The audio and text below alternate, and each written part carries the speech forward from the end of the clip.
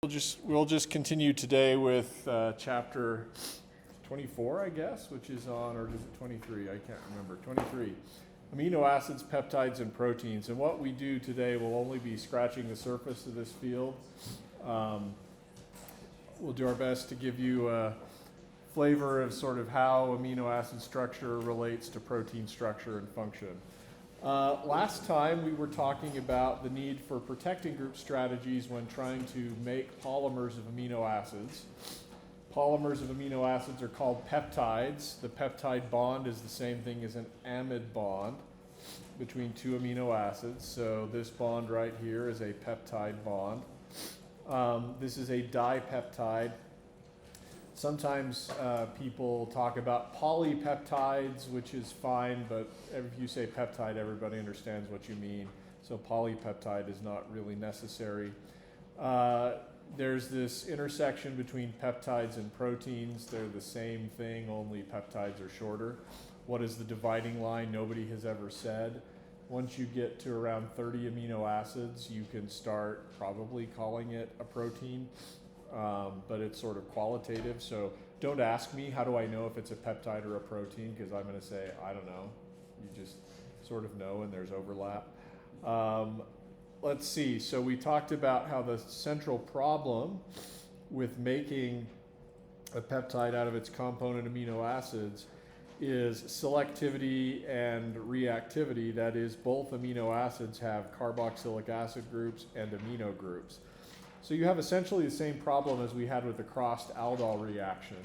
If you want to activate one carboxylic acid with DCC and have the amino group on the other amino acid do the reactivity, how do you prevent the other carboxylic acid from being activated by DCC, and how do you prevent the other amino group from acting as nucleophile?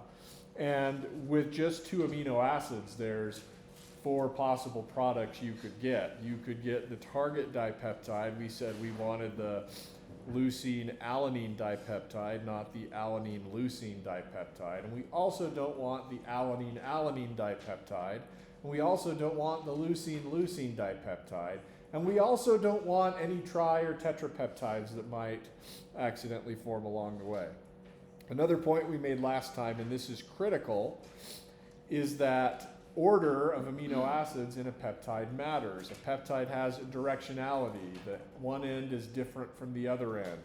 You've got an amino end of the peptide, or an amino terminus, and a carboxy terminus, or N and C terminus respectively. So therefore the leucine-alanine dipeptide, where the leucine's on the N terminus and the alanine's on the C terminus, is different from the alanine-leucine dipeptide, which is vice versa. Those are all important features that you need to be aware of. So our strategy for doing peptide synthesis in a controlled way so that we only get the desired target compound is the use of protecting groups. Last time I introduced a protecting group called BOC, or tert-butyl oxycarbonyl. We can sort of draw here what that looks like. It should be in your notes from last time.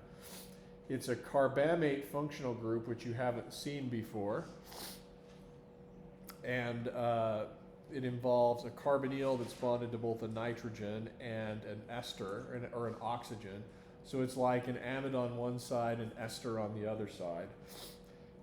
But embedded in this protecting group, BOC, is CO2. And you can remove this protecting group under conditions that do a decarboxylation, which is irreversible, and so this protecting group, as we've said before, is relatively easy on, easy off. The BOC protecting group, as I said last time, is what we're going to call acid labile. That means it comes off, it's deprotected under acidic conditions, which is great because we know it's going to stay on under the basic conditions of the slightly basic conditions of the coupling reaction. On the other side, for the next amino acid, we want the amino group to be free because we want this side to be our nucleophile. This side's going to be our electrophile. DCC will activate the carboxylic acid like we learned in a previous chapter. The protecting group on the carboxy terminus, or the C terminus of this alanine amino acid, is called a benzyl ester. And it is, I showed you last time how you can make the benzyl ester. It is removable. The deprotection reaction can happen under sort of 3 different conditions depending on what you want. So you can do ester saponification under strongly basic conditions. You can do ester hydrolysis under strongly acidic conditions. And then you can also do something called hydrogenolysis, where you use palladium on carbon and hydrogen. And I talked about that last time, so you can look at your notes from last time. But all of those conditions will remove the benzyl ester protecting group. Sometimes it's nice to have choices. However, we know that it will survive the only modestly basic conditions of the DCC reaction. So once the protecting groups are in place, it's really easy. You just do the regular amide bond forming reaction. You make your dipeptide, and then removal of the 2 protecting groups would involve 2 different reactions. The order doesn't matter. You would simply use a strong acid to remove the Bach protecting group. One of the strong acids that does this is called trifluoroacetic acid. So this is for Bach deprotection. And then we would use hydrogen and palladium on carbon to do the benzyl ester protecting or deprotection. And that would give us our desired compound with none of the other undesired compounds. Okay, so this works pretty well. People do this all the time. And you can use it to make larger and larger peptides depending on what you want to do. And you could do that, you can see, simply by your choice of which protecting group to remove, right? So suppose instead of, and I'm going to start using 1-letter codes for the amino acids. Suppose this leucine, the code for leucine is L, the code for alanine is A. I am going to want you to know that and memorize the codes for the 20 amino acids. So suppose that instead of getting the LA peptide, my goal was to make the YLA peptide. By the way, Y stands for tyrosine, which is this amino acid. It has a benzene ring side chain, except the benzene ring is a phenol. Actually, let's instead of making it Y, let's make it F for phenylalanine, and we'll just stick with the benzene ring. There's a reason I didn't want to use the OH group, and we can talk about that later at some point. But so if I wanted to add another amino acid on the N terminus, what would I have to do from this point of my Bach and benzyl ester protected peptide? What's my next reaction? Which side am I going to deprotect? The C terminus or the N terminus? N terminus. How did you know that? Well, you inferred something from where I put the letter F, and that's another important detail in peptide chemistry. The sequence is always, always, always, always, always, this is the most emphatic I'm ever going to be about always in this class, always N to C. Always. Okay? So the fact that F appears on the left-hand side of L tells me I want F on the N-terminal side. I want phenylalanine on the N-terminal side of leucine. Good. So for that, I need a Bach deprotection. I don't want to deprotect the C terminus yet. So we'll use TFA to do the Bach deprotection.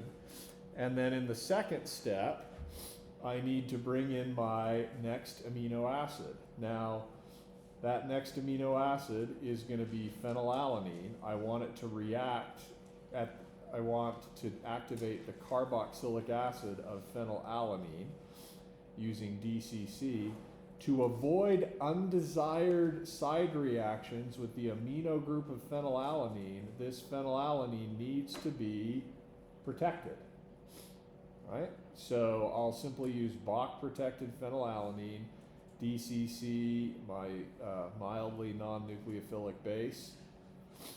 What's that going to do? That's going to take my tripeptide and through a cycle of a deprotection reaction and then a coupling reaction will elongate the peptide by 1 unit, 1 amino acid unit. Here is the new amide bond I just made. Here's the carbonyl group of phenylalanine. Here's the amino group of phenylalanine. It's still Bach protected. And then here is the side chain. Okay? And if that was my goal, then I could do the final 2. If that's where I wanted to stop, I could do the final 2 deprotection reactions like we did up here.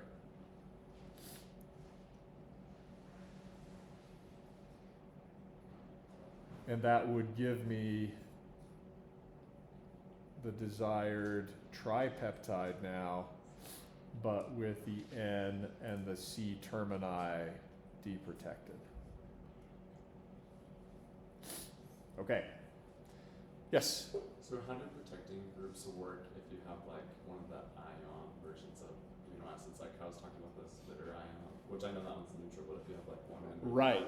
So I deliberately chose amino acid side chains that are relatively nonpolar and don't have potential complicating groups on them. But you've noticed if you started to memorize the amino acids that some of them have side chains that you could imagine interfering in this reaction. Let me give you some examples. There is an answer to this. It's not in your text. And so I'm not going to hold you to it, but I will give you an example. All right. So the amino acid lysine is a particular problem because in addition to the carboxy group and the amino group on the alpha carbon,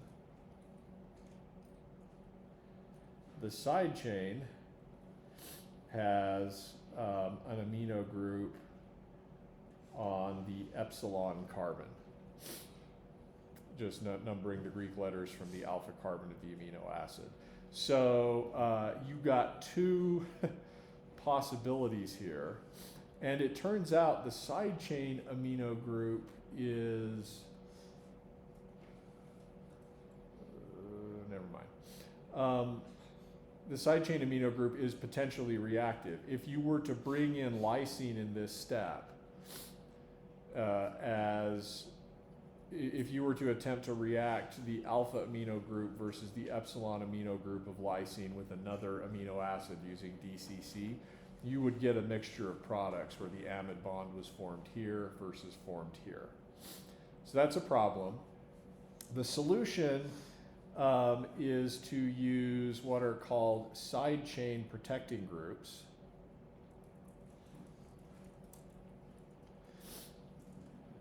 And so you need, and this is tricky because you need them to be orthogonal to whatever, what I'm going to call the main chain protecting groups. By that, I mean the alpha amino group and then the carboxylic acid group. Because as you can see, in the process of synthesis, I am going to be regularly removing a main chain protecting group. I'm going to be removing Bach. okay? And it would be to put on the next amino acid, right? We saw that here. Bach deprotect the dimer, the dipeptide, then add the next amino acid. Just imagine lysines hanging out here. It is also Bach protected. Where's that next amino acid going to go on? Both places, right? So you need a protecting group for the side chain that is not Bach and also doesn't come off under Bach protected conditions.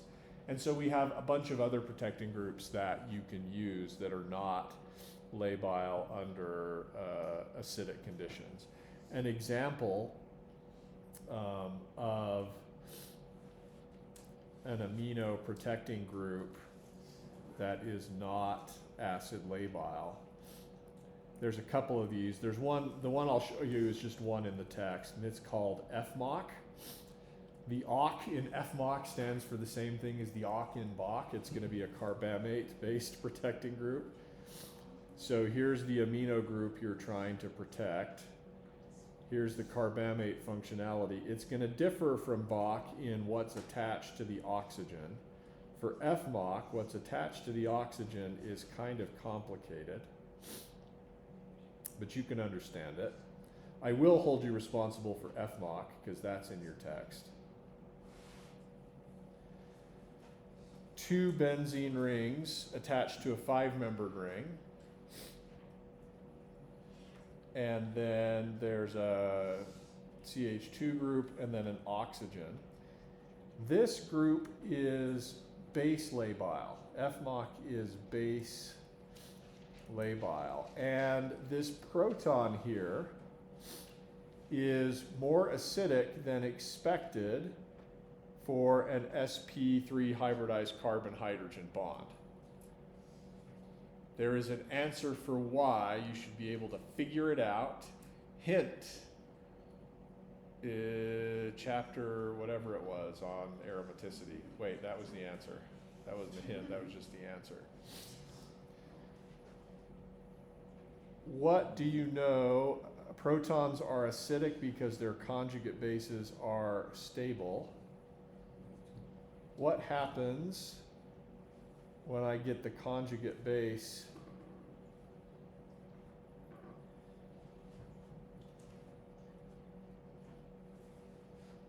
here? We aromatic or are we not? Count the electrons. 14, that's a yes on the Huckel rule. That's a 4n plus 2 combination. So the conjugate base is aromatic, which makes it more stable than a typical carbanion. So indeed, what can happen here is that a base can remove the proton. The base of choice is a secondary amine called piperidine. Why they choose piperidine instead of other bases, you don't necessarily need to worry about. But what will happen here is the base removes this proton. You get the conjugate base.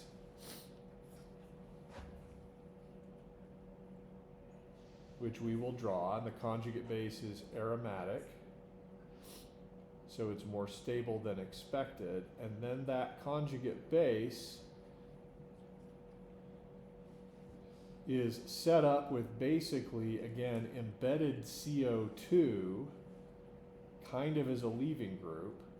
So the electrons kick down, leaving group leaves, and then as those electrons from the carbonyl carbon to the nitrogen are going back on the nitrogen, we pick up a proton from somewhere, possibly from the conjugate acid of one of these bases that's already reacted.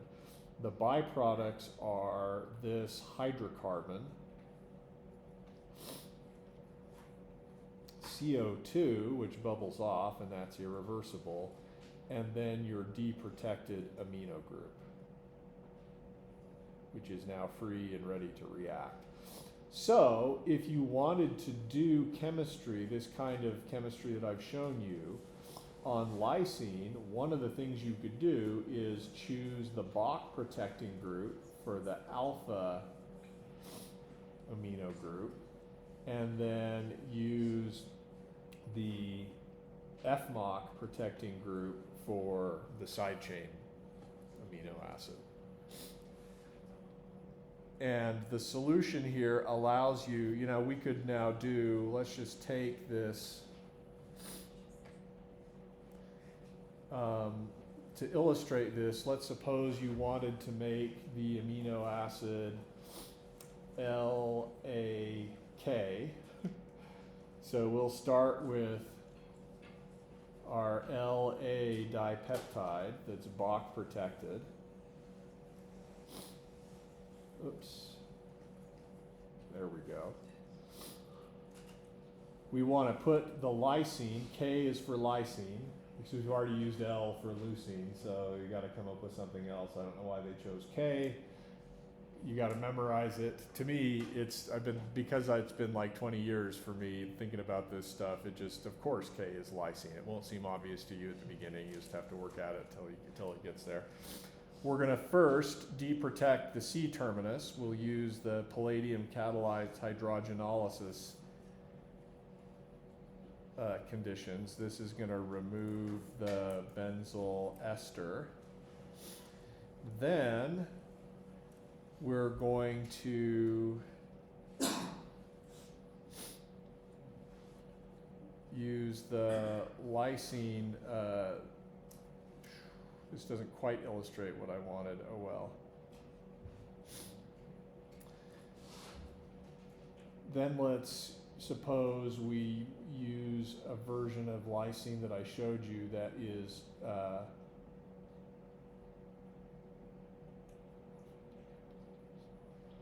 free on the alpha amino group, but is FMOC protected on the epsilon amino group.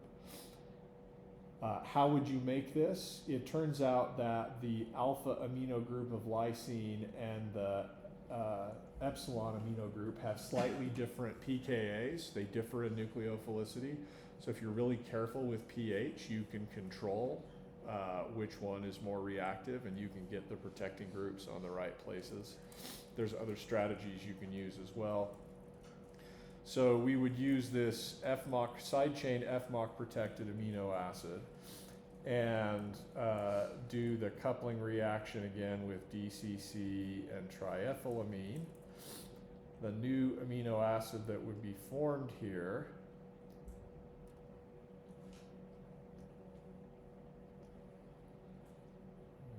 shrink a little bit, would have the new amide bond here, and the lysine epsilon side chain protecting group is still intact and did not interfere with the reaction at all.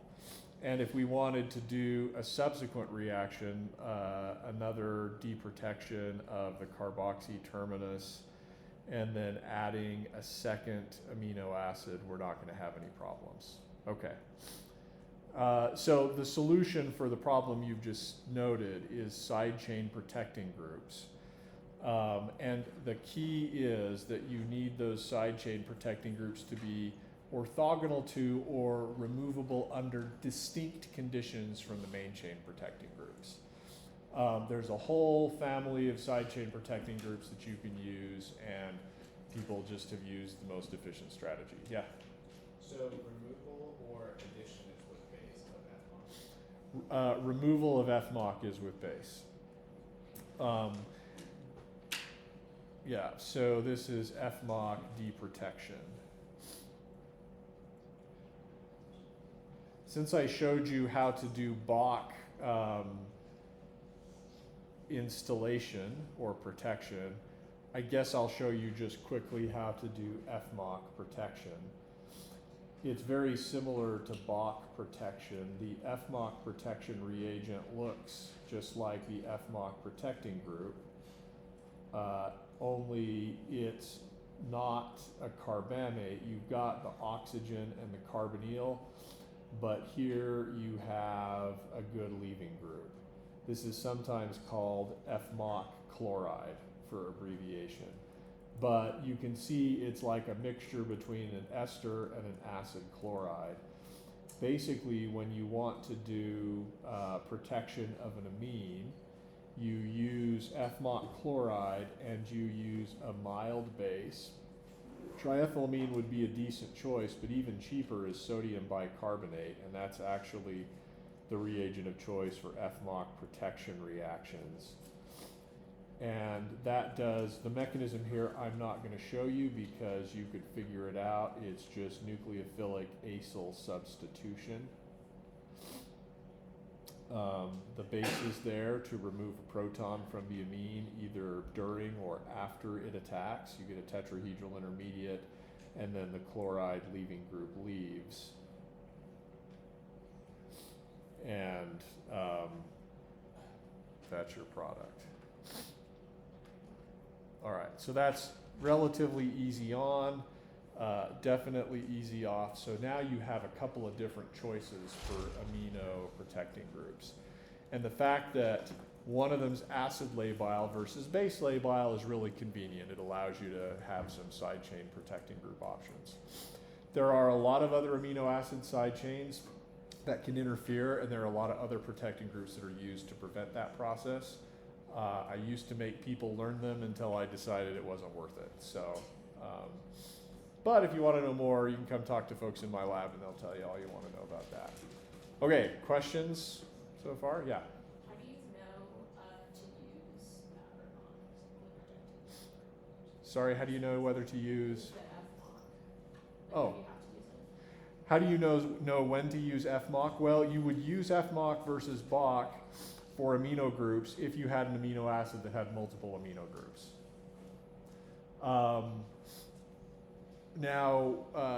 Yeah, so I think perhaps what you're alluding to is the fact that your text shows you, I've tried to make a distinction between side chain protecting groups, which are the groups coming off the side chain, and then the main chain protecting groups, which are the ones involved in peptide bond formation, the alpha amine and the carboxylic acid. I think, Emily, you're referring to the fact your text shows you can use either BOC or FMOC for protection of the alpha amino group, depending on how you want to do things. So, for example, we could do everything we've done so far with FMOC protected amino acids. I'll just illustrate this by making La via the FMOC strategy. You've already seen the BOC strategy. This is basically going to be indistinguishable, and it's not going to be obvious to you why you should do anything else. Here is an alpha amino FMOC protected leucine. And here is a benzyl ester protected alanine. We're going to use the same couple of things, DCC and triethylamine, to bring them together. And that's going to give me the now FMOC protected, dipeptide. So far, the chemistry works just as well. And so in that way, you can think of the BOC strategy versus the FMOC strategy as basically being interchangeable. If I wanted to get the free amino acid, again, it would be a question of doing the FMOC deprotection and then doing the benzyl ester deprotection. The order there doesn't matter, and that would give me the dipeptide. And so, no, you could use those two methods interchangeably. The real answer to your question, why you would use one versus the other, has to do with some practical concerns that I don't think your text mentions, but that I can tell you about briefly, because my lab's been doing this kind of stuff for a long time. First, look at, we're going to have to maybe go back to last time where I showed you BOC deprotection. Did I show you BOC deprotection? There it is. Yeah, here's BOC removal. It removes under strongly acidic conditions. The byproducts are CO2 and tert butanol, which isn't fluorescent, doesn't show up in a chromatography experiment, and is relatively easy to remove. In contrast, you wouldn't know this, but if we go back and look at FMOC deprotection, instead of terp-butanol, you have this group here, which is called dibenzofulvene. You don't need to know that, but it's highly fluorescent, and it can actually go on to react to make, with water, to make the hydrate, where the OH is probably here. That byproduct actually, it's not going to make any sense. In a chromatography experiment, which you sometimes have to do to isolate the desired product from undesired stuff, sometimes this interferes with that, and it's hard to isolate. So from that perspective, you might want to use Bach if you can. However, there are reasons why you wouldn't necessarily want to use Bach, and that has to do with, that won't make sense until we talk about solid phase peptide synthesis, which we're going to do, but maybe I'll hold off on why you wouldn't want to use Bach until a little bit later. Other questions? Okay, yeah. So, for like a synthesis question,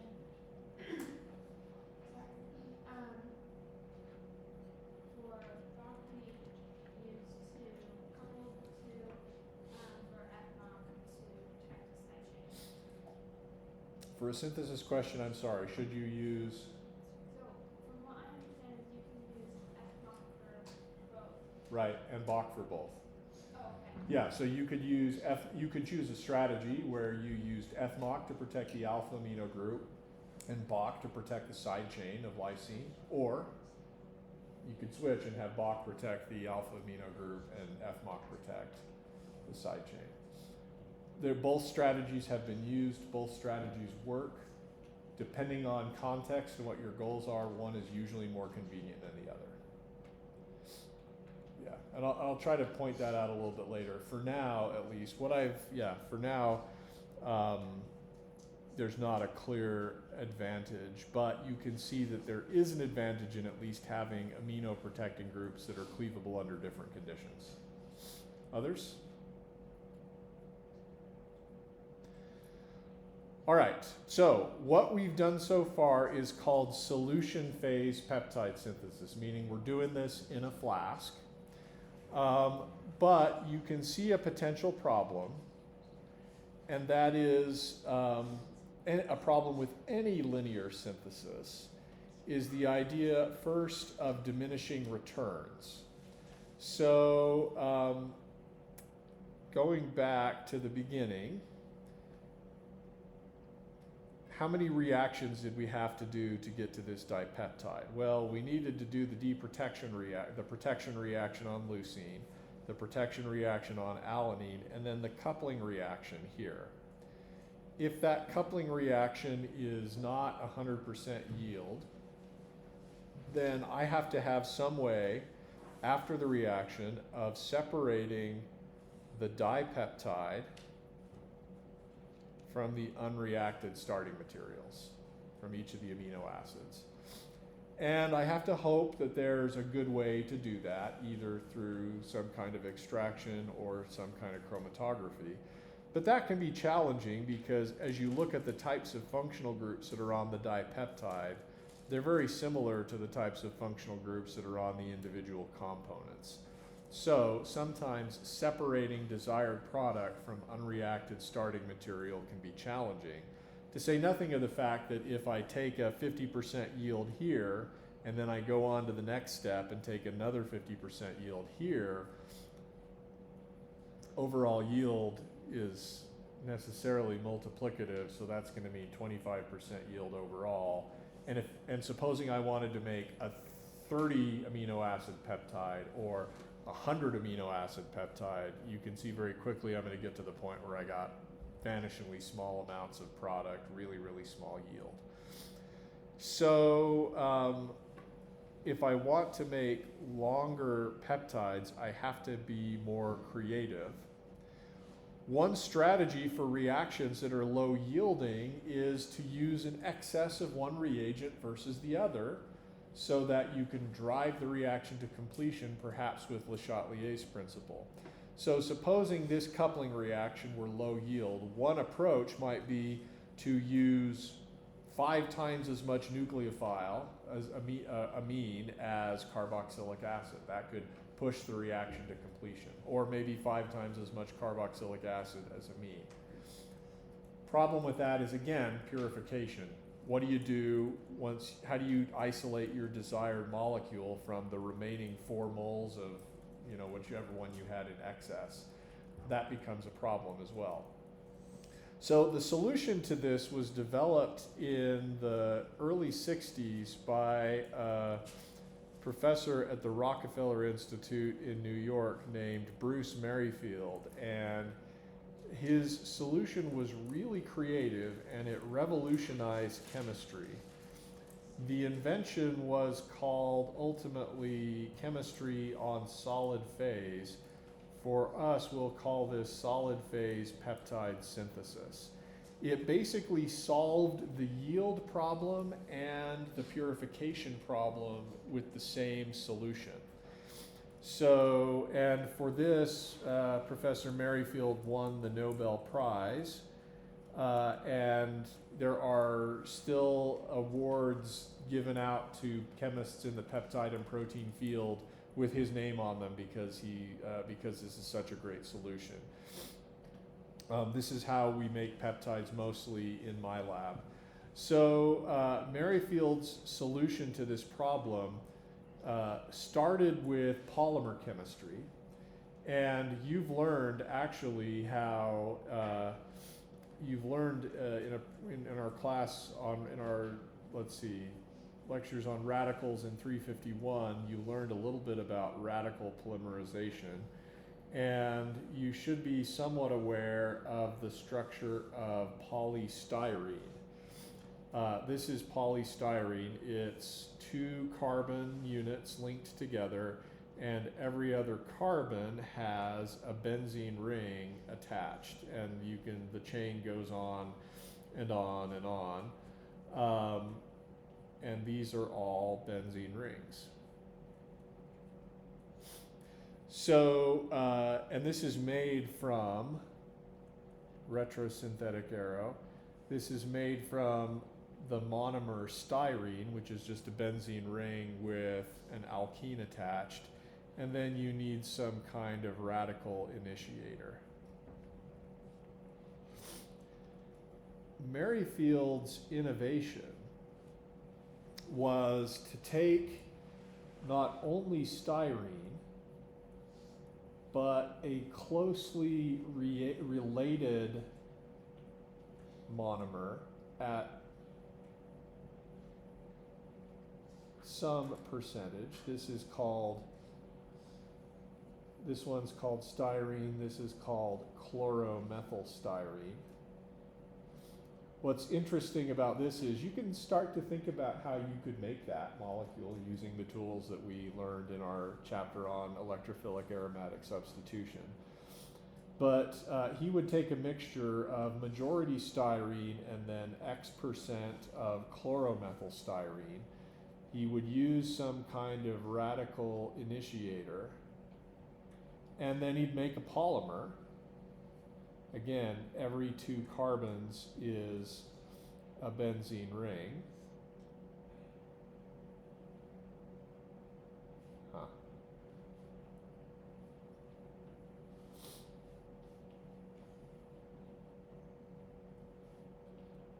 Only some of these benzene rings, instead of just being phenyl groups, actually have chloromethyl groups attached. Certainly not every one, but at some rate, right? Trying to get the repeating unit of the polymer right. Doesn't matter. And Merrifield's idea was, this is now a functional group handle to which I can attach anything I want. In his case, let's attach an amino acid. So you take this now polystyrene polymer, and this ends up getting manufactured and milled into tiny sort of beads that you can see. They're kind of yellowish in color, so you can draw a polystyrene bead. I usually draw it like that. And if somebody draws it like this, that's what they mean, is that you've used chloromethylstyrene, and so you have this chloro leaving group hanging off the polymer. Probably one polystyrene, and the abbreviation for polystyrene is PS. Probably one polystyrene bead has tons and tons and tons of chloromethyl groups hanging off of it. You can actually characterize how many are there per sort of gram of the polymer. All right, but this is now a leaving group, and Merrifield reasoned that he could do an SN2 reaction to take a Bach-protected amino acid, whatever it is, with the C-terminus free, use some mild base to deprotonate the carboxylic acid into the carboxylate. Then the resulting carboxylate would attack the chloro as a nucleophile in an SN2 fashion to give you afterwards your, and I will now draw out the whole sort of linker. Here's the amino acid that is now attached to the polystyrene polymer or bead or resin. We're not saying what the side chain is here, we're trying to be general, and then there's the Bach group. Okay. So far, great, you just made polystyrene and you put an amino acid on it. What good is that for? Well, Merrifield knew that the way he had designed this chloromethylstyrene, he knew that he could do the SN2 reaction, but he also knew that later on, and this is not something that's obvious and you weren't meant to foresee it, this bond between the CH2 group on the benzene ring and the oxygen of the carboxylic acid is cleavable under certain conditions. Now, obviously, if you're using Bach as your amino group, it needs to survive Bach deprotection conditions. So it survives Bach deprotection conditions, but it's cleavable with the acid HF. Now, it turns out HF is not really a strong acid. It's actually something of a weaker acid compared to Bach deprotection conditions, which are trifluoroacetic acid. That's like acetic acid, but it's dramatically more acidic because of the influence of these fluorine groups.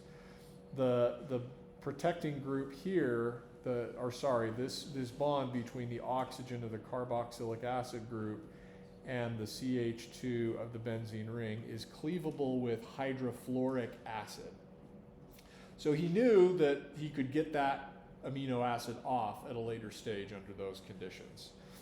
But now that he had the amino acid covalently attached to this bead, he could do a Bach deprotection under just TFA conditions. That's TFA is trifluoroacetic acid. That would unmask the alpha amino group, still attached to the resin. And then he could do the coupling reaction for the subsequent amino acid. So you would use whatever the next amino acid was. It would be Bach deprotected on the alpha amino group. Bach protected on the alpha amino group. You would use DCC and perhaps triethylamine. Only this time he could use an excess. why could he use an excess? For this, you need to understand the how this actually looks in a lab. So you can have a reaction vessel that's like a plastic or a glass tube, and at the bottom of the tube you have a frit filter that lets liquid out but blocks the beads can't get through. So I'm going to use little orange circles for the polystyrene beads. They're not actually that big, they're a little bit smaller than that, but the point is they don't get through the filter. And on the other side of the filter, you've got a little valve here that you can turn, and when you turn the valve, it's either closed or open. And so you can close the valve and fill this reaction vessel with some kind of solvent. Let's make it green, even though it isn't actually green, but there's the solvent. And in that solvent, you've got your next Bach-protected amino acid, as we've said, and you've got your coupling reagents, DCC and triethylamine. You can have this present in huge excess, as I said. You stir the reaction vessel, you let it react. At the end, you hope that what you have is your resin bead with the next amino acid coupled on.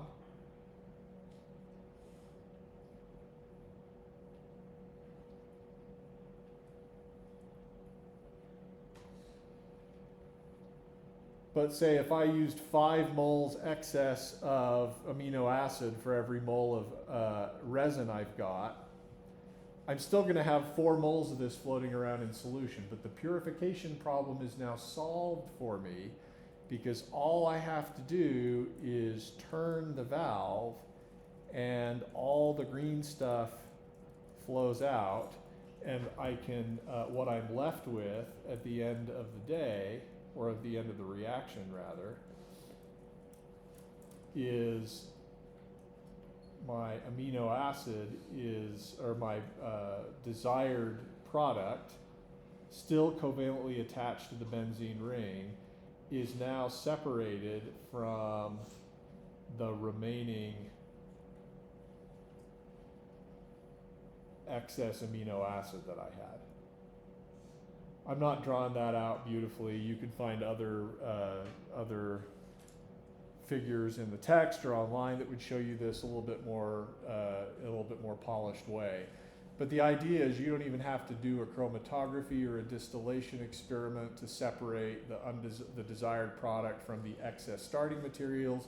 You simply turn a valve and it washes away. And you can use solvent to rinse your resin beads to get rid of the remaining material.